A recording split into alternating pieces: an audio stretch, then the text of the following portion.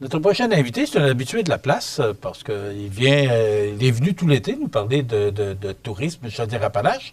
Jonathan Renière, responsable des communications chez Tourisme Chaudière-Appalaches. Bonjour. Bonjour Michel. Comment vas-tu? Ça va super bien. Toi, comment tu vas? Oui, bel été. L'été est... Bel été de chaleur, mais aussi bel été pour le tourisme. Pour le tourisme, l'été, puis on peut même dire que l'été n'est pas fini, même si l'automne prend son... L'automne arrive, En tout cas, ça ne ressemble pas à l'automne, je dirais que... avec des belles chaleurs, fait qu'on Ouais. a encore le temps de profiter là, des derniers moments de l'été, là, assurément, en effet. Je suis allé à Saint-Pamphile en fin de semaine et là, on commence à voir les arbres changer de couleur. Alors, c'est ce qui fait que ça ressemble un peu à l'automne parce que... Exactement. Ben, encore, on n'a pas l'automne, ça va être officiellement là, en fin de semaine, mais Au sud du la belle territoire. température, la chaleur, ça incite les gens, que ce soit pour les pommes, tu sais, il y a d'autres choses qu'on peut voir et admirer et profiter là, pour aller se promener dans des vergers. Mais je t'ai pas invité pour ça. Je t'ai invité parce que il y a un communiqué de presse qui a été publié la semaine dernière par Tourisme Chaudière-Appalaches concernant un dernier appel de projet pour la transformation numérique en tourisme. 97 000 $, c'est une enveloppe qui est disponible pour des projets. Explique-nous exactement, c'est quoi on comprend un peu, là, mais exactement, quel but vous voulez rejoindre en parlant de transformation numérique? Ben, en fait, c'est une enveloppe que le ministère du Tourisme nous offre pour la région, pour les entreprises touristiques de la région Chaudière-Appalaches. Et c'est pour l'EPRTNT qui est en fait l'entente de partenariat régional et de transformation numérique en tourisme. Donc le PRTNT. Et cette enveloppe-là est disponible pour les entreprises touristiques de toute la Chaudière-Appalaches, dont ici Montmagny, la Côte-du-Sud et tout ça. Et puis, cette enveloppe-là est pour... Et les entreprises peuvent déposer un projet à Tourisme Chaudière-Appalaches, un projet en numérique pour améliorer le service client du côté numérique. Donc, est-ce que c'est... Et tout ça là, pour avoir un meilleur service client. Est-ce que ça peut passer autant par des bornes d'accueil dans votre entreprise ou des bornes de réservation ou la refonte ou la création d'un site web qui permettrait à vos clients de mieux interagir avec votre entreprise. Et puis, c'est tout ce genre de projets-là, des systèmes de réservation. Si vous avez un manque de personnel et puis vous avez besoin de livrer peut-être de la nourriture à une chambre d'hôtel ou peu importe, mais ça peut être un robot de livraison pour aller porter aux tables ou aux chambres des trucs comme ça. Donc, c'est vraiment pour des projets numériques pour améliorer le service client, donc pour l'interaction avec les clients par le numérique. Il reste que 97 000, mais ce que tu me racontais, c'est qu'il y a déjà beaucoup d'argent qui a été distribué justement dans le cadre de la transformation numérique en tourisme. Exactement. Donc, c'est un troisième appel à projet qu'on fait parce que l'année passée, en septembre passé, justement, là, nous avons annoncé qu'on remettait de l'argent pour 23 projets dans la région de Chaudière-Appalaches pour un investissement là, avec le gouvernement de 790 000 $ dans 23 projets, dont des entreprises ici à Montmagny, Loiselière, que je te parlais, d'autres dans l'Îlet ou dans Bellechasse également. Et tous ces et cet investissement-là qui va générer jusqu'à 2,6 millions de dollars là, parce que justement, c'est pour aider les entreprises à mieux travailler avec leurs clients. Donc, ça génère des profits, tout ça. Et donc, et voilà. Donc, l'appel à projet, le dernier appel à projet pour l'enveloppe de 97 000 $, les appels à projet commencent dès aujourd'hui. Donc, le 16 septembre. Ça commence aujourd'hui, là. C'est aujourd'hui jusqu'au 6 novembre. Donc, les entrepreneurs qui ont des projets numériques, autant la refonte d'un site web, comme que j'ai mentionné, ou l'installation d'une borne d'accueil dans leur entreprise, et ils ont jusqu'au 6 novembre pour déposer leur projet. C'est des projets qui doivent atteindre un minimum de 10 000 $ de coût, là, de coût total dans tous les coûts. Jusqu'à? Il n'y a pas de... Il n'y a pas de jusqu'à. Et l'enveloppe, en fait, là, ils peuvent recevoir entre 5 et 15 000 de cette enveloppe-là, en fait, là, pour venir soutenir ce projet-là. Les entreprises doivent débourser un certain montant, selon s'ils sont une entreprise, parce que c'est ouvert aux entreprises à but lucratif, aux OBNL, aux coopératives. Tout ça dans un but aussi, là, en tant des entreprises touristiques, je le rappelle. Bon, ce que je comprends, s'il y a eu 790 000, c'est qu'il y avait un besoin. Exactement. Donc, si l'année passée, on a donné 790 000, en effet, il y a un besoin. Les entreprises ont besoin de se développer numériquement, parce qu'on le sait, le numérique, c'est important.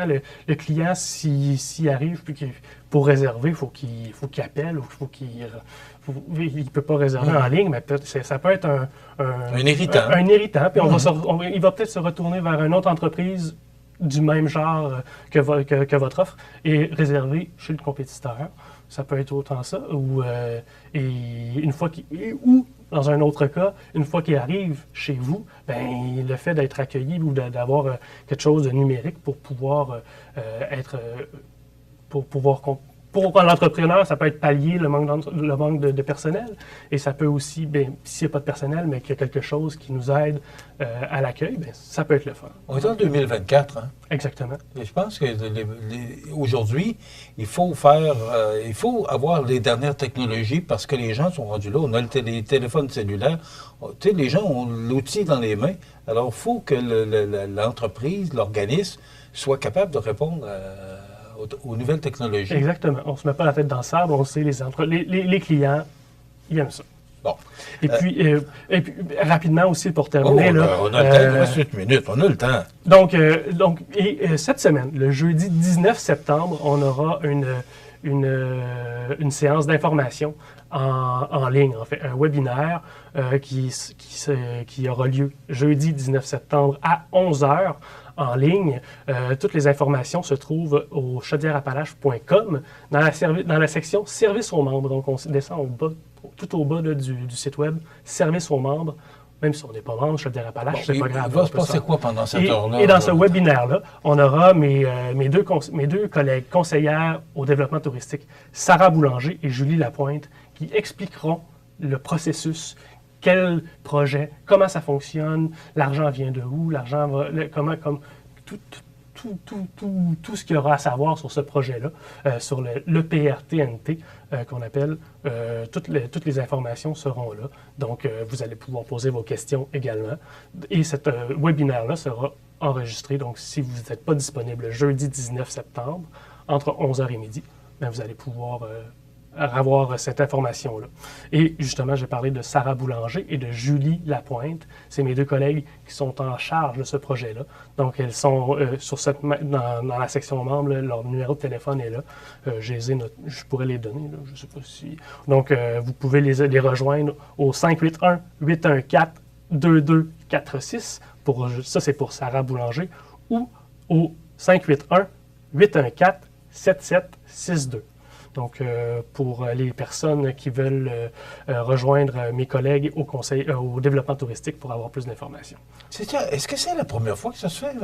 C'est près d'1 million de dollars, quand même. C'est le troisième appel à projet pour le PRTNT. Il y avait des projets aussi pour les festivals, dans cette même enveloppe-là, pour les festivals. Donc, le Festival du Bûcheux a pu bénéficier de ce projet-là. L'année passée, comme j'ai dit, la Loiselière, par exemple, qui a pu aussi en bénéficier. Donc, en fait, c'est depuis 2022. Donc, c'est vraiment une enveloppe qui a commencé en 2022, qui se termine en 2025. Donc, c'est pour ça que c'est le dernier appel à projet. OK. Tu travailles chez Tourisme Chaudière-Appalaches, tu es responsable des communications. Oui. Dis-moi comment, parce qu'on parlait tout à l'heure en début d'entrevue, on parlait, là, il faisait beau, bel été. Généralement, comment nos organismes touristiques ou nos entreprises touristiques comment quelle sorte de saison ils ont passé? Il est encore un peu tôt pour faire le bilan. L'été est encore là. L'automne arrive le 21 septembre. Exactement. Il est encore un peu tôt pour faire le bilan de la saison estivale parce que habituellement, même, on lance un sondage à nos entreprises pour savoir justement quel été ils ont. OK. Donc, c'est un peu tôt pour avoir... OK, c'est à partir du sondage que vous pouvez vous faire un tableau. Exactement. Faire On a tout au long de l'été des entreprises touristiques qui nous...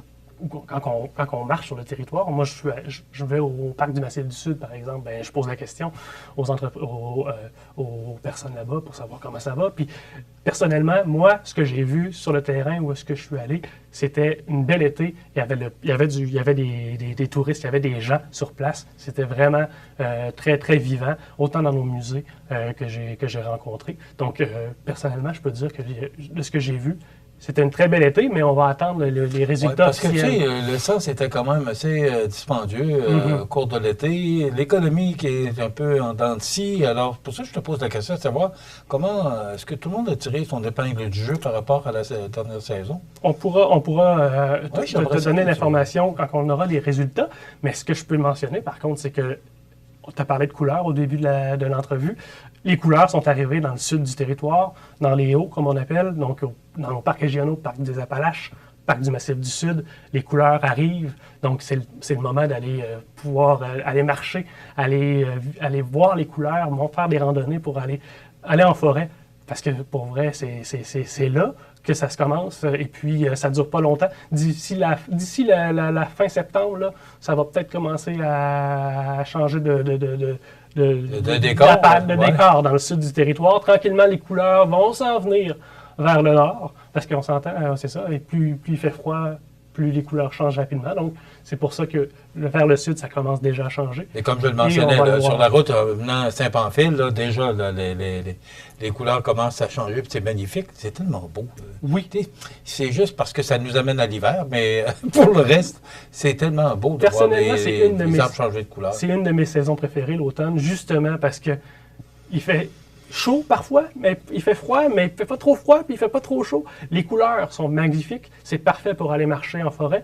Avant que les feuilles tombent, ça donne des paysages magnifiques. Et quand les feuilles commencent à tomber, ben l'eau, ça sent les feuilles mortes, ça sent bon. Puis là, le temps est beau. Je regarde le fleuve en ce moment. J'ai hâte que les couleurs arrivent ici dans ce on va rappeler que cet argent-là est disponible actuellement. Les formulaires de demande, le guide du promoteur, les documents, toutes les informations pertinentes, on peut retrouver ça sur le site de l'organisme, Tourisme Chaudière-Appalaches. Au chaudièreappalaches.com. Il faut absolument y aller en ligne. Hein. On ne peut pas faire de demande par écrit. Vous pouvez écrire par courriel également, là, mais à mes collègues Sarah Boulanger et Julie Lapointe, vous pouvez les appeler. Je vous conseille vraiment oui, en fait, toute l'information la plus facile pour avoir l'information, c'est en ligne, au chaudièreappalaches.com. Vraiment, on descend en bas dans le site web, il y a un service aux membres, on clique sur le service aux membres et on descend un peu dans la page, puis il y a vraiment un gros carré EPRTNT 2022-2025 qui est là. On clique là-dessus. En effet, toute l'information est là. Il y a un PDF, le guide du promoteur, il y a les contacts, et le lien pour le webinaire sont là. Donc, c'est les projets pour 10 000 et plus. Il faut que ce soit absolument... Il faut que le projet ait un 10 000 de frais admissibles. Là, minimum. Exactement. OK. Puis, mais c'est pas 10 000 et c'est pas couvert à 100 % c'est vraiment peut-être selon si on est une entreprise à but non lucratif ou un organisme à but lucratif. C'est le financement change et c'est vraiment un montant qu'on se fait donner qui n'est pas remboursable. Donc, c'est de l'argent c'est quand même, peu importe ce qu'on peut aller chercher, mais tout dépendamment du projet. Alors, ça commence aujourd'hui. Donc, et ça se termine le 6 novembre. Et après ça, là, on va étudier les projets, puis les gens vont avoir des réponses au cours des prochaines semaines. Exactement. Il va y avoir, et avec l'enveloppe qu'il reste, on estime une dizaine de projets qui seront acceptés.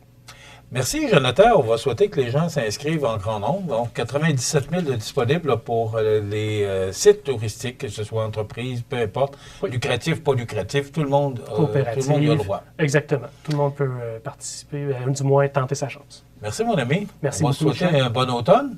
Oui. On a sauté d'aller marcher, puis on a présenté des images, tu parles du Massif du Sud, c'est vraiment magnifique. Alors, en plus, l'automne. L'automne, oui, c'est beau l'été, c'est encore plus beau. Là. On est gâtés chez nous. On demeure dans un beau coin de pays. Voilà, ben, ça complète cette entrevue avec Jonathan Renier, responsable des communications chez Tourisme Chaudière-Appalaches.